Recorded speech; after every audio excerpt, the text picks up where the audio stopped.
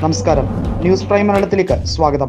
തെലങ്കാനയിൽ നിയമസഭയിൽ അവശേഷിക്കുന്ന BRS MLA-മാരെ ചാക്കിട്ട് പിടിക്കാൻ ഒരുങ്ങി BJP നേതൃത്വം. അത് ഏറ്റവും വലിയ ഒരു തകർച്ചയിലേക്ക് BRS-നെ കൊണ്ടെത്തിച്ചിരിക്കുകയാണ്. BRS-ൽ നിന്ന് സ്വമേധയാ നിരവധി പേർ കോൺഗ്രസിലേക്ക് പോകുന്നുണ്ട്. എന്നാൽ കോൺഗ്രസ് ആരെയും ചാക്കിട്ട് പിടിക്കാൻ ശ്രമിക്കുന്നില്ല. വാസ്തവത്തിൽ കോൺഗ്രസിനോട് സ്വമേധയാ ഇഷ്ടം തോന്നി അത് കൃത്യമായി രേവന്ത് റെഡ്ഡിയോടും നേതൃത്വത്തോടും പ്രകടിപ്പിച്ച ഒരവസരം തരാൻ വേണ്ടി അവരോട് കൃത്യമായി പറഞ്ഞിട്ടാണ് അവരിലേക്ക് എത്തുന്നത്.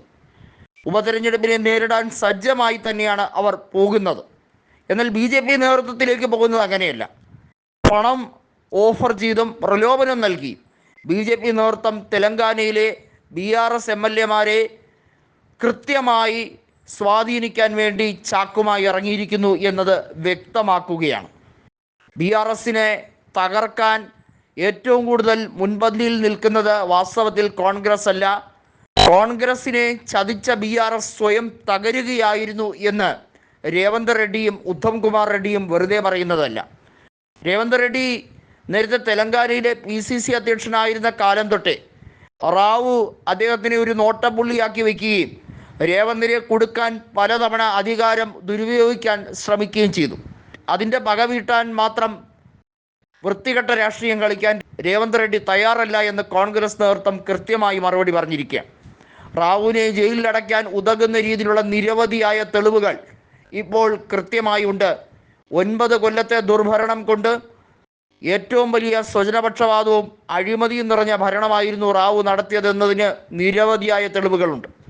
എന്നാൽ BJP-യെ പോലെ പകപോക്കൽ രാഷ്ട്രീയമായിരുന്നു അവലംബിച്ചതെങ്കിൽ റാവു കുടുംബത്തിനെ മുഴുവൻ ജയിലിലടക്കേണ്ട അവസ്ഥ വരുമായിരുന്നനെ എന്ന് തന്നെയാണ് പല കോൺഗ്രസ് നേതാക്കളും പരിഹസിച്ചുകൊണ്ട് സോഷ്യൽ മീഡിയയിലടക്കം പറയുന്നത്. ഇപ്പോഴിതാ കിഷൻ റെഡ്ഡി അടക്കമുള്ള BJP-യുടെ നേതൃത്വം, അതായത് കേന്ദ്രമന്ത്രിയായ കിഷൻ റെഡ്ഡി അടക്കമുള്ളവർ BJP-ക്ക് വേണ്ടി ചാക്കുമായി ഇറങ്ങിയിരിക്കുന്നു എന്ന കോൺഗ്രസിൻ്റെ ആരോപണം ഹിറ്റായി കഴിഞ്ഞിരിക്കുകയാണ്.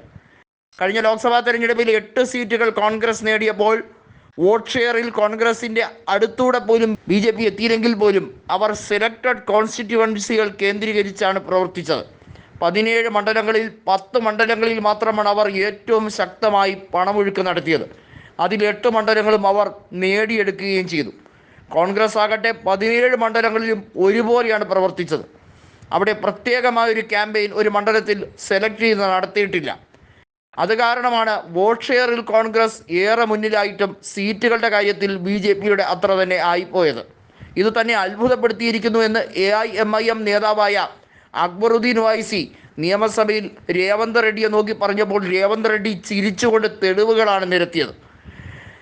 അക്ബറുദ്ദീൻ ഒവൈസി തൻ്റെ സുഹൃത്ത് തന്നെയാണ് എന്ന് രേവന്ത് റെഡ്ഡി പറയുമ്പോഴും ആ സുഹൃത്തിന് വിവരവും വിവേചനവും തെല്ലും അടുത്തുകൂടി പോലും പോയിട്ടില്ല എന്ന് സ്പീക്കറെ നോക്കി രേവന്ത് റെഡ്ഡി പരിഹസിച്ചുകൊണ്ട് പറഞ്ഞത് വളരെയധികം വൈറലായി കഴിഞ്ഞിരിക്കുന്ന സംഭവം തന്നെയാണ്. ഒരു കാര്യം വ്യക്തമായി കഴിഞ്ഞിരിക്കുന്നു, BJP-യുടെ B ടീമായി AIMIM അവിടെ പ്രവർത്തിക്കുകയാണ്. ഹൈദരാബാദ് ഒഴിച്ച് ബാക്കി എല്ലാ മേഖലകളിലും AIMIM BJP-യെ പിന്തുണയ്ക്കുകയാണ് എന്ന് വ്യക്തം. കൃത്യമായി പറഞ്ഞാൽ AIMIM-ൻ്റെ ഈ രാഷ്ട്രീയ കളി പൊളിച്ചെടുക്കാൻ കോൺഗ്രസ് അല്ലാതെ മറ്റാർക്കും കഴിയുന്നില്ല എന്നുള്ളത് മറ്റൊരു സത്യം.